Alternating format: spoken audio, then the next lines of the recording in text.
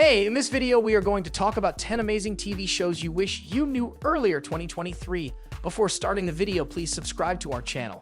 Number 10. Copenhagen Cowboy. For fans and detractors alike, it's become something of a running joke that Wes Anderson has such a recognizable and somewhat unchangeable aesthetic that you could identify one of his movies from a single frame. The same sentiment applies to the recent works of Nicholas Winding Refn, the polarizing Danish author who has migrated from the big screen to streaming services without compromising his unique sensibilities. Refn's latest project, a 6-episode Netflix series Copenhagen Cowboy, amounts to a greatest hits compilation from the filmmaker. A seedy underworld that's brought to life with neon-lit compositions and leering 360-degree camera pans. Check. A synth-heavy Cliff Martinez score? Check. Scenes suddenly interrupted by borderline fetishistic bouts of ultraviolence? You know it. The bare bones plot concerns Mew, Angela Bundalovic, a soft-spoken loner who passes through various criminal organizations using her supposedly supernatural gifts until she acquires a taste for vengeance. If that sounds high energy, I should note that the pacing is so slow, you'd think someone released Quaaludes into the local water supply. Copenhagen Cowboy won't be for everyone, but if you can get on the show's self-indulgent wavelength, it's a mesmerizing experience that could be delivered only by Refn. Number 9. The Diplomat. While Prime Video remains the go-to streamer for dad television, Netflix finally got in on the game this year, and the results have been encouraging. The Night Agent is already one of Netflix's most watched original series to date, but while the show is tremendously fun, the company's real crown jewel in the dad TV space is a bit more elevated. A high-stakes political thriller in which snappy dialogue feels as charged as a fight scene. In The Diplomat, created by West Wing alum Deborah Kahn, an international crisis that involves an attack on a British aircraft carrier in the Middle East leads to no-nonsense Foreign Services Officer Kate Weiler's Kerry Russell appointment as the United States' new ambassador to the United Kingdom. It's the kind of position that would typically appeal to Kate's shifty husband, Hal Rufus Sewell, a former ambassador who must contend with the spotlight that's being pointed in his wife's direction for once. The Diplomat toggles between the pressure cooker environment of international diplomacy and accommodative marriage with real verve. Imagine Aaron Sorkin-esque banter, without the outdated political idealism.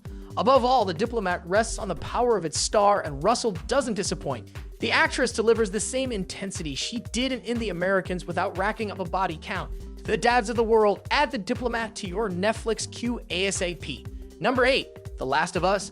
The notion of Hollywood's video game curse was always a tad exaggerated. Thankfully, HBO's The Last of Us should mark the end of that discourse for good.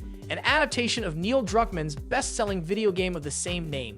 Druckmann also serves as series co-creator alongside Craig Mazin. The Last of Us takes place in a post-apocalyptic future where most of humanity has been wiped out by a fungal infection that turns its hosts into effectively zombies. You'll never look at cordyceps the same way again, much less want to ingest it. The show follows Joel, Pedro Pascal, a hardened smuggler who is assigned to take a teenage girl, Ellie, Bella Ramsey, across the United States in the hopes of discovering why she's immune to the infection. It's a juicy premise, but what makes The Last of Us such gripping television is that it understands the real monsters Joel and Ellie must face aren't zombies. It's other people willing to do whatever it takes to live another day. A second season that will adapt the game's equally acclaimed sequel is on the way, by which point Pascal will hopefully gain some immunity of his own from the internet's endless parade of daddy memes. Number 7, Dave. I can't believe I'm saying this, but is the Lil Dicky TV show slept on? It's easy to write off the FXX comedy Dave as a lesser and whiter version of its network counterpart Atlanta, one of the best series of the past decade. But what I've always found so compelling about Dave is how its co-creator and star, Dave Bird, portrays a fictionalized version of himself with real contempt. Time and again, Dave's neuroses get in the way of friendships and romantic partnerships, even as his rap career as Lil Dicky gains steam. By the start of Dave's 3rd season, Dave is going on the Looking for Love tour, performing across America while hoping to find someone who loves him for who he is rather than for his self-deprecating rap persona. The tragic irony of Dave is that the title character must learn to love himself before he can let others in, a predicament that only gets worse the more famous he becomes. It doesn't help that Dave goes along with a scheme to fake his own death for clout, which gnaws away at his conscience. This is shrewd, self-assured television, but most important, Dave remains unbelievably funny. The season 3 finale, featuring none other than Brad Pitt, is one of the best things you'll see all year, as the episode descends into absolute chaos when a stalker holds Dave and the A-list guest star hostage. Dave might still be looking for love, but there's a lot to love about Dave. Number 6, Barry. Remember when Barry was a comedy? Joking aside, it's hard to deny that the HBO series has undergone a dramatic evolution since its first season, which began when mopey hitman Barry Berkman, co-creator Bill Hader, started to believe that acting might be his true calling. By its fourth and final season, Barry had long proved he was irredeemable. Hader, meanwhile, used the show as a launchpad for his own ambitions as a filmmaker, directing every episode. While this approach means there are few traces of the series Barry once was, the upside is that what Hader accomplished in front of and behind the camera is nothing short of extraordinary. He made a bleak, surreal, and occasionally hilarious odyssey of a man in denial about his own monstrous nature. The same goes for secondary characters like Noah Hank, played by Anthony Carrigan, who commits an unforgivable betrayal. Best of all, Barry's series finale stuck the landing, skewering the entertainment industry's penchant for giving Hollywood endings to those who don't deserve them. Speaking of Hollywood, with Barry in the can, I can't wait to see what Hader cooks up next, a horror movie, perhaps, and where his career will go from here. Number 5. Beef. In the opening sequence of Netflix's Beef, created by Lee Sung-jin, down on his luck contractor Danny Cho, Steven Yeun is pulling out of his spot in a hardware store parking lot when he nearly hits a white SUV. The driver in the other car, self-made entrepreneur Amy Lau Ali Wong, doesn't just honk back at Danny, she flips him off. From there, things spiral out of control. Danny pursues Amy through the streets of Los Angeles, wreaking enough havoc in an affluent neighborhood that the chase goes viral. The road rage incident isn't just the initial setup of Beef. It perfectly encapsulates the rest of the series, which builds on needless escalations from characters so dismayed by the sad state of their lives that they're looking for any excuse to channel that pain elsewhere. Danny's financial woes mean he can't earn enough to move his parents back from Korea. Amy worries that her career is coming at the expense of building a relationship with her young daughter. The brilliance of Beef lies in how alike Danny and Amy are.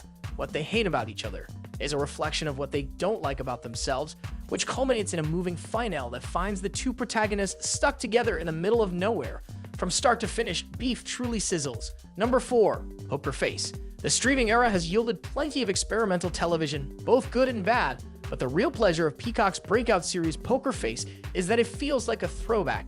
Creator Ryan Johnson revives the How Catch'em style of Columbo, the story of Charlie Cale, Natasha Lyon, a cocktail waitress at a casino with the uncanny ability to tell when somebody is lying. Naturally, being a human lie detector is both a blessing and a curse. After Charlie is implicated in the death of a powerful casino boss's Failson, she goes on the run, at which point Poker Face turns into a case of the week procedural. With an astonishing collection of guest stars joining the ever-charismatic Lyon, Joseph Gordon-Levitt, Hong Chow, Chloe Sevigny, Nick Nolte, and Lil Rel Howery, just to name a few. There's something to love about every episodic mystery on Poker Face. What's also thrilling is that the show's formula proves to be flexible. Charlie might know when someone is bullshitting her, but that doesn't mean justice is always served. Poker Face is coming back for a second season, and I sure hope the series will be around for the long haul in the spirit of Columbo. Number 3. The Bear.